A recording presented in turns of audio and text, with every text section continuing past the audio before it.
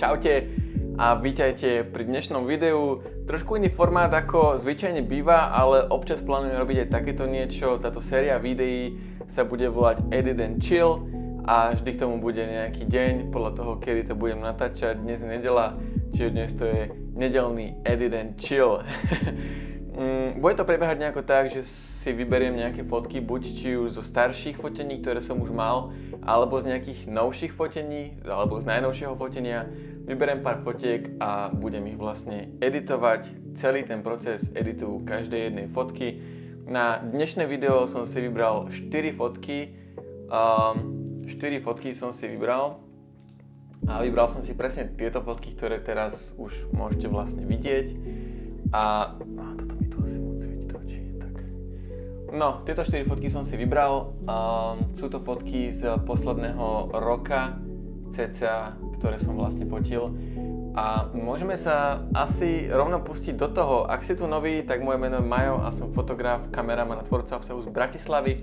A zameriavam sa na tomto kanále hlavne na obsah zameraný na foto a video. Z obsahu troška cestovania a občas s nejakou kávičkou. Takže jednoznačne daj odber na tento kanál, pokiaľ ťa zaujímajú podobné veci, lifestyleové veci, fotografia, video a podobne. No a my sa poďme pustiť na edit daných fotiek. Mám fajnú kavičku, kostariku, filter, skoro som sa s ním teraz zadrhol, ale to je jedno. No, začneme touto fotkou, ktorú tu môžete teraz vidieť. Kamarátka Daria. Toto fotenie a táto fotka sa mi extrémne páčia. Mám ju už na profile na mojom Instagrame editnutú do určitého štýlu, no dnes sa pokúsim ju upraviť do trošku iného štýlu, takže asi by som začal tým, že by som ju trošku doupravil, čo sa týka kropnutia, nejako takto. To vyzerá super. No a poďme sa pustiť na samotnú úpravu. Stále mi tu svieti toto do očí. Tak, teraz to je dobré. Budem trošku tmavší na video, ale to hádam nevadí.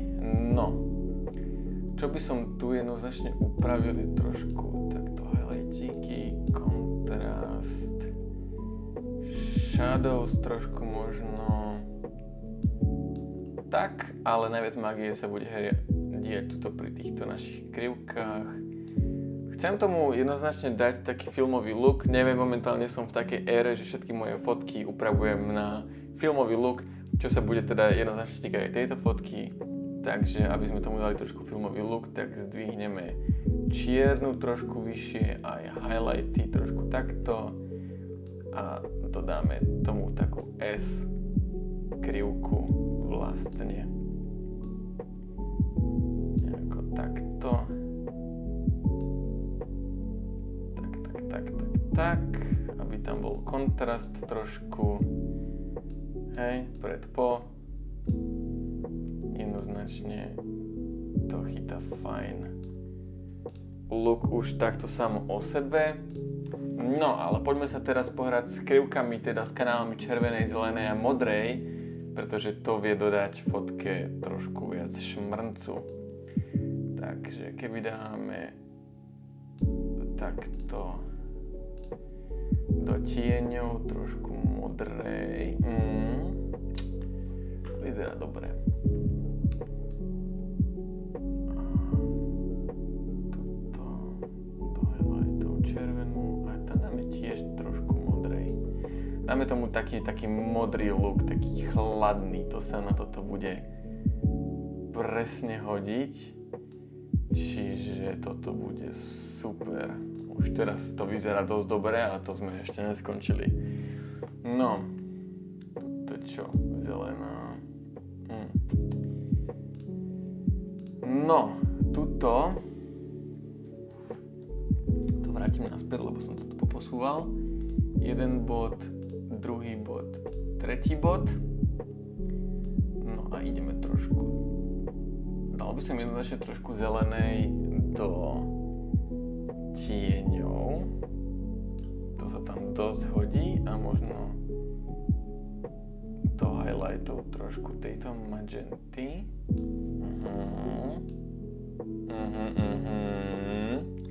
Kamarádi, to je taký zabijacký pohľad, že je to hrozne prísne. Fakt akože bomba. No a modrý kanálčok, tu máme žltú a modrú. No, ukáž, čo tuto spravíme s týmto.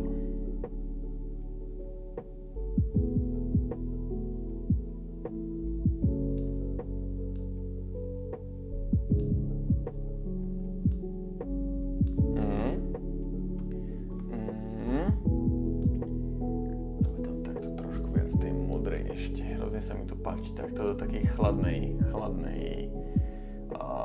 do chladného štýlu upravené.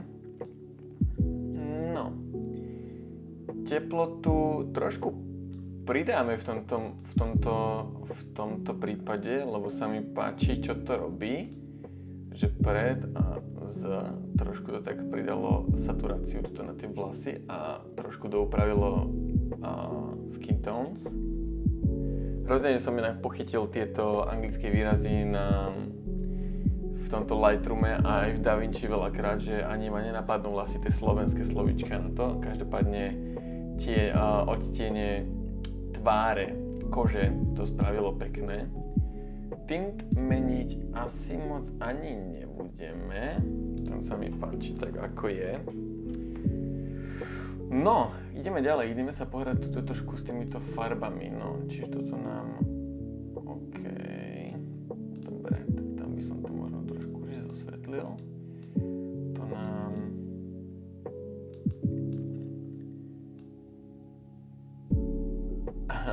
OK, s týmto sa moc hrať nebudeme ešte robiť momentálne, iba ju takto trošku doupravíme, no toto sú vlasy a koža v podstate, čiže tam s tým tiež nejako tak toto taky nezvýrazníme. Nice. Dobre, s týmito ďalšími farbami sa ani asi nejdem hrať, pretože tam nič z toho už ani nejako nemáme. No, dobre, ide ďalej, dáme nejaký color grading na to trošku. Poďme začať tieňmi.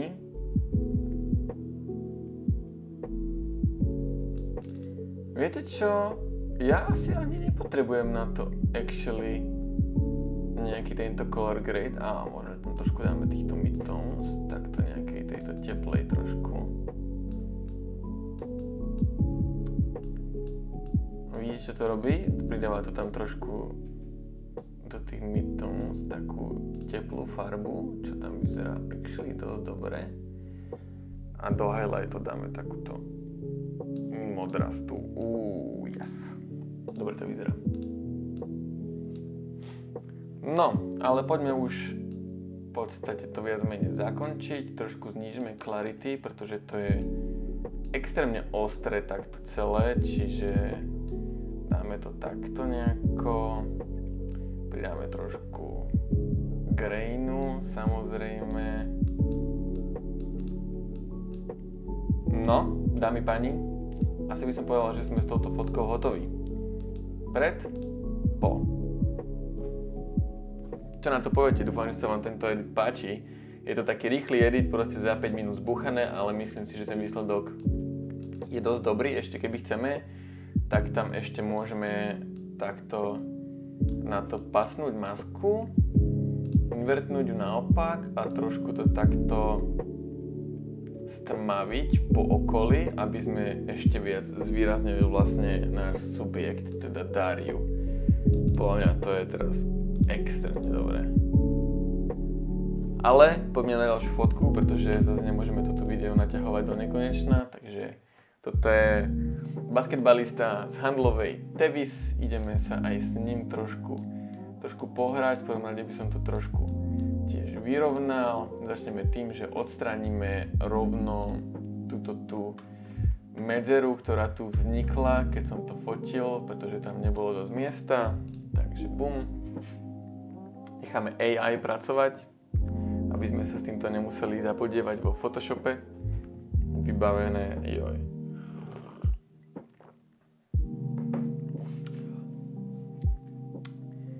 Extrémne dobre, trošku tam síce vidieť ten prechod, ale to sa nám tam ešte počas editu stratí. Dobre, tuto trošku stiahneme highlighty, pridáme trošku kontrastu, trošku to dosvetlíme, vyťahneme shadows trošku a ideme sa hrať opäť s krivkami, pretože tieto krivky, dámy a páni, to je extrémne dobrá vec. Ja som toto zvykol nepoužívať, ale ono to je taký dobrý nástroj, že ja si to neviem vynachváliť. Každopádne na tejto sa teraz skúsime s týmito kanálmi nehrať a budeme robiť look teraz iba s tým, že sa vyhráme celkovo s ostatnými nastaveniami, ako napríklad teplota, ktorú môžeme dať trošičku teplejšie, hej, trošku znížime saturáciu, tak a ideme rovno na color mixer v tomto prípade, pretože tu sa s tým teraz vieme celkom dobre vyhrať. Môžeme trošku zmeniť hue tohto pozadia na takú oranžovejšiu trošku, zvýšime saturáciu, toto vyzerá už dosť dobre. Môžeme trošku aj zvýšiť luminance. Toto je teraz jak fotka do magazínu nejakého. Úplne. No, toto máme teraz jeho skin tone, tú oranžovú farbu, takže s ňou môžeme spraviť to, že ju dáme trošku, iba hue, takto, trošku ju zvýrazníme a znížime jas, alebo zvýšime jas, takto, to vyzerá dobre. No, máme tu teraz žltú, lenže ako môžeme vidieť, toto nám nič neovplyvňuje, čiže zbytočné. Máme tam trošku modrú na jeho teniskách, tu môžeme takto zvýrazniť trošku, keďže to bolo fotené s bleskom, tak to celkom dáva zmysel. A to je v podstate všetko, už sa to nemáme nejako moc s čím hrať. Ale ešte si dáme nejaký color grading, skúsime do toho ešte niečo pacnúť, či nám to niečo spraví, ale nemyslím si, že to bude vyzerať zrovna dvakrát najlepšie, keď do toho budeme miešať nejaký tento color grading. Jedine, že by sme... táto trošku oranžovej, trošku tej teplej farby do tých stredov sa tam predsa len hodilo. A môžeme možno, že dať trošku zase opak takú studenšiu modrú do highlightov a tým vlastne spôsobíme to, že to bude mať taký chladnejší nádych v tých highlightoch, ale trošku menej by som tam toho dal, tak nejako. Dobre, každopádne tu opäť musíme jednoznačne spraviť to, že trošku znížime clarity v tomto prípade, pretože je to opäť až príliš ostré na mňa. Vidíte, čo to robí? Podľa mňa dosť dobre. A samozrejme trošku tohto grainu. Dámy a páni, myslím si, že som s touto fotkou hotový. Po. Čo na to poviete? Dúfam, že sa vám táto fotka páči. Kľudne mi dajte potom do komentára vedieť, ktorá z týchto fotiek sa vám páčila najviac. Som veľmi zvedavý, keďže to sú také celkom extrémne rýchle edity. Ale viete ako. Ideme na ďalšiu fotku. Milana a Ken. Fotené ešte niekedy na začiatku jary. Tiež opäť fotené s bleskom vonku za slnečného dňa. Myslím si, že s týmto sa bude dať tiež celkom pekne vyhrať. Máme tam teraz trošku viac farieb ako na tých iných fotkách. Takže poďme na to. Tuto musíme trošku stiahnuť highlighty, pretože je to tu celé také prepálené trošku. Trošku pridáme tieňov, pretože sa nám tu strácali v tom interiéri aj na tej koži. A trošku zvýrazníme white, chcem to spraviť také shiny, kontrastné celkom v tomto prípade, čiže môžeme aj kontrast trošku zvýšiť. Tu sa pohráme opäť s krivkami 1, 2, no toto dáme trošku, teraz naopak, dáme to, tak toto stiahneme dole, zase taký S-curve trošku, teraz to extrémne pridalo kontrast, keď sa na to pozriete. Rozdiel tam je jednoznačne bádateľný. No, tu sa možno vyhráme teraz trošku aj s týmito krivkami. Dáme to na taký studenší štýlik trošku. Ale dáme... Toto vrátime naspäť a dáme tam trošku...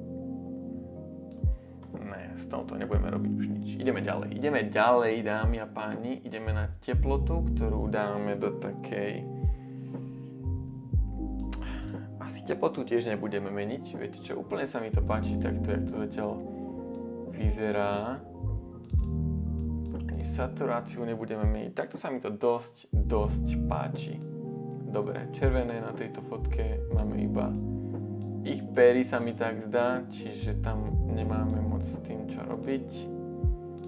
Ale už oranžová sa nám tuto naskytá, vidíme, že celkom dosť. No, pardon, dámy a páni.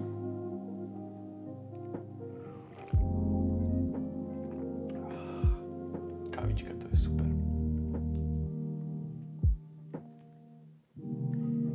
Trošku ju stmavíme, pretože túto kamarátka mala už celkom prepálenú tvár. Takže trošku som to stlmil. Saturáciu nebudeme meniť ani hue. Každopádne ideme na zelenú, máme tu zelené stromky, tie trošku potiahneme do takejto modrej hue a trošku ich takto zvýrazníme, aby sme trošku zvýraznili tú farbu. A potom tam máme modrú, modrej tu máme celkom dosť veľa, tiež trošku zmeníme hue do takej fialovej, to potiahneme, zvýšime saturáciu a trošku znížime svetelnosť. Nech tomu dáme trošku taký HDR look, celkom I'm fucking with it, že chápete?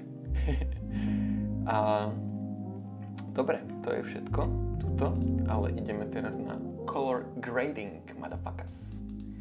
Color grading tu jednoznačne nejaký bude v tomto a dáme to asi tak nejako, to vyšpekulujem, že do shadows dáme takú modrú, s tým ale, že do highlightov dáme tentokrát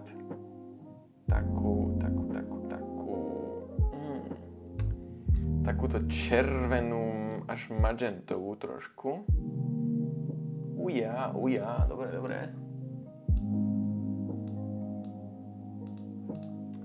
Celkom tam zatiaľ robíme rozdiel vo výzore tej fotky. No a midtones tieto teraz celé podľa mňa tak dotvoria a tam by som tiež išiel do takej tuto z týchto midtones nesieť žiadna, hej, ono je pri tomto také pravidlo, ktoré by sa malo dodržiavať, hej, také nejaké s prstami, neviem, či to poznáte, že dve takéto a jedna opozičná vlastne farba by potom mali vytvoriť krásnu harmóniu, ktorá by mala sedieť, ale ja sa snažím to trošku porušovať, aby to, viete, ako pravidlá sú na to, aby sa porušovali niekedy, hej. Znižíme clarity, again, to proste musí byť, aby to nemalo taký ten digitálny look, ostrý, môžeme trošku znižiť textúru. Pozrieme sa, čo nám spraví dehaze v tomto prípade. Takto a jednoznačný grain. Takže takto nejako to vyzerá. Ja tam asi ešte trošku spravím to, že ešte viac znížim svetelnosť tej modrej a bude to nejako takto vyzerať, čiže pred a po. Tento edit sa mi popravde páči asi najmenej, ale nemáme čas, aby sme tu neboli dlho a ideme na ďalšiu poslednú fotku. Dajte mi vedieť, či sa vám ten edit páčil alebo nie. Je mi to úplne jedno, že či ho zhejtite alebo nie, pretože je to môj edit. No a moja posledná fotka je Klaudia, nevestovské fotenie, ktoré sme fotili z Sadianka kráľa. Veľká vďaka za jej ochotu si v tej zime, ktorá bola, obliecť tieto šaty a behať v nich po vonku. Takže Díky, Klaudia. Každopádne ideme na úpravu. Toto by som spravil trošku také teplé farbičky, ale zároveň také kontrastné a také pekné. Takže uvidíme, čo sa s týmto bude dať. Spraviť. V tomto prípade nebudem zdvíhať čiernu, iba dám tomu taký celkovo taký kontrast, taký push iba. Sa tu nejak nakláňame k tomu, že tu mám monitory, iba aby ste chápali. No, čiže už teraz to vidno ten rozdiel v tom. Jak to zalagovalo. No, každopádne, tu sa pohráme aj s týmito krivkami trošku, uvidíme, čo to spraví a či sa s tým bude dať niečo, ale touto asi nič, skôr s touto, kde budeme chcieť trošku pridať tej teplej farby do toho, trošku zmeníme aj teplotu, aby to chytilo presne taký ten teplý look, trošku to takto zasvetlíme, dobre, to vyzerá dobre. Trošku znížime vibrance, ale pridáme saturáciu. No, a teraz Magic Color Grading. Dobre, trošku desaturujeme a znížime svetelnosť na oranžovej. No. Máme tam žltú, to budú asi jej vlasy hlavne a aj tam ten stromček vzadu. Čiže tuto keď zmeníme hue takto. Dobre, a trošku znížime svetelnosť. Tak, dobre. Tu sa budeme asi hrať trošku aj s maskami, aby sme ju trošku zvýraznili a okolie trošku tak oddelili od seba, že možno trošku zmením na pozadí nejakú saturáciu alebo také niečo, aby ona bola ako ten hlavný subjekt v strede. Takže tak, tuto máme aj zelenú, ale tam moc zrovna nemeníme na tom, ale takto. Máme tam aj modrú, ale neviem, či to... Okay. Niečo ovplyvňujeme, ale s tým asi nebudem robiť nič, lebo to nemá moc zmysel zrovna a to je v podstate všetko, ale ideme teraz color gradovať. Shadows dáme také modrasté, takto nejako, trošku iba.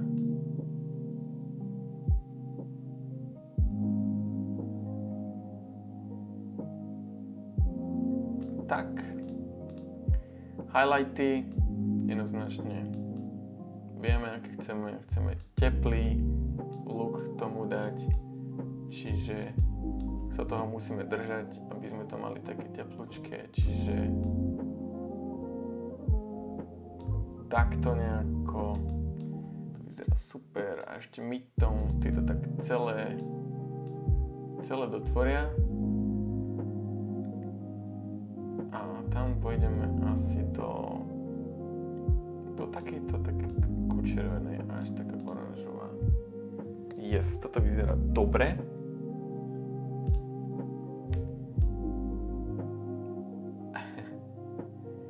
Týmto vlastne vidíme, že čo ovplyvňujeme.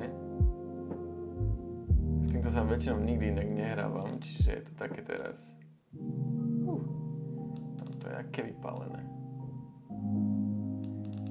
No, nevadí, ideme ďalej, tiež trošku clarity musí ísť dole. Pridáme trošku grainu, to už je taká klasička. Dáme pani, to je nádhera toto. To je čistá eufória.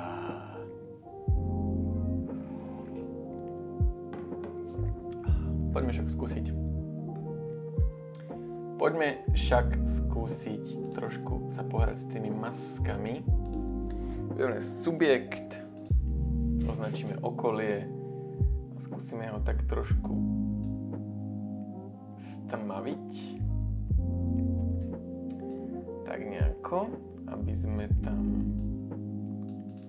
to nič whites ani to nič blacks. To je čo?